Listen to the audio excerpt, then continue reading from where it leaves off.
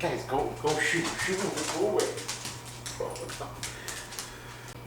Hi, this is Louis, aka the Traveling Chef from the Chefsploration Instagram page, as well as from chefsploration.com. Today, in collaboration with Bluehouse Salmon from Florida, I'm going to be showing you how to make a wonderful but simple salmon dish.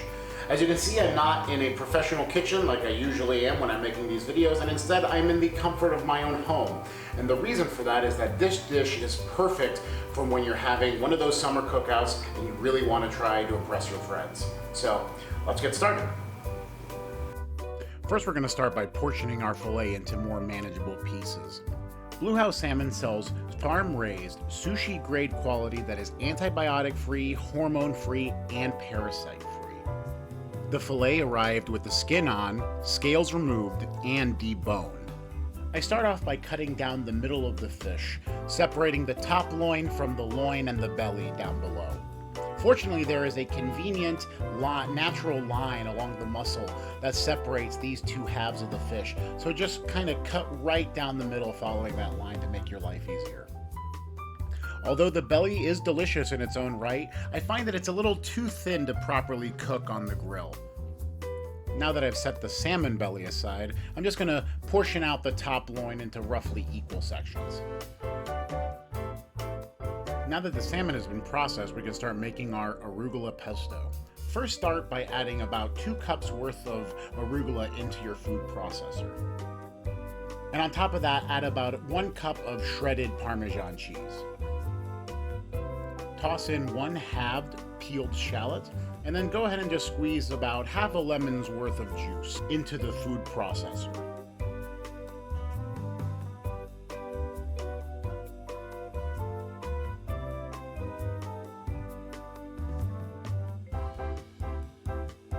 Snap the lid onto your food processor and turn it on to low, and then start slowly drizzling in olive oil into it to make your pesto.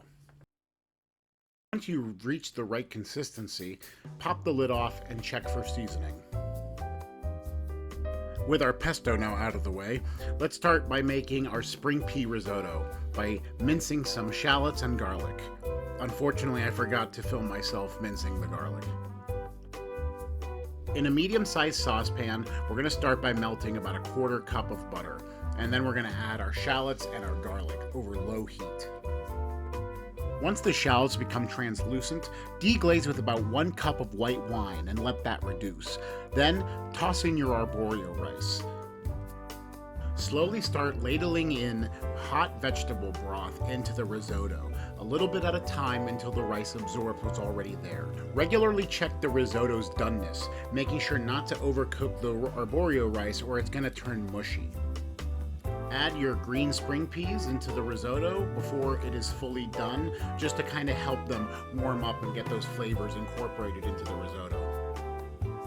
Squeeze in about half a lemon's worth of juice, as well as putting in 2 to 3 tablespoons of shredded Parmesan cheese. If you don't think your risotto is creamy enough, go ahead and add about 1 or 2 tablespoons of unsalted butter as well. Moving outdoors, once our grill is nice and hot, season the salmon well with salt and freshly cracked black pepper.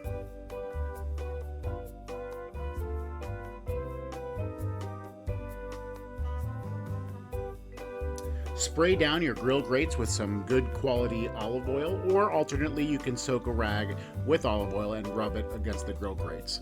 This will make sure that the skin of the salmon doesn't stick to the actual grill itself, which will allow us to have a nice hard sear on that skin to make sure it's nice and crispy. You can also go ahead and put down some thickly cut lemon wedges onto the grill. If you feel the salmon sticking slightly to the grill, give it more time.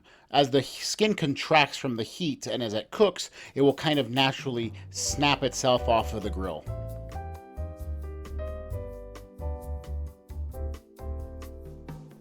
After rotating the salmon slightly in order to get some cross marks, you can go ahead and flip it over so the fleshy side can finish cooking directly over the heat. Back inside, it's now time to plate. Finish the risotto by throwing in a little bit of arugula right at the end. If you throw in the arugula too early, it will begin to wilt.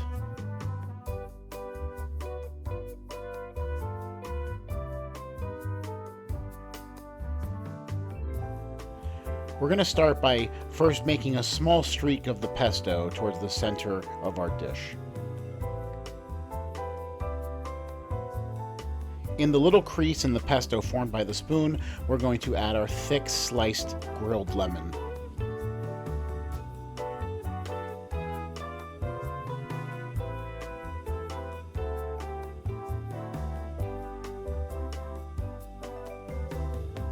Next we add our spring pea and arugula risotto, making sure to give it a nice little pile to rest the salmon on.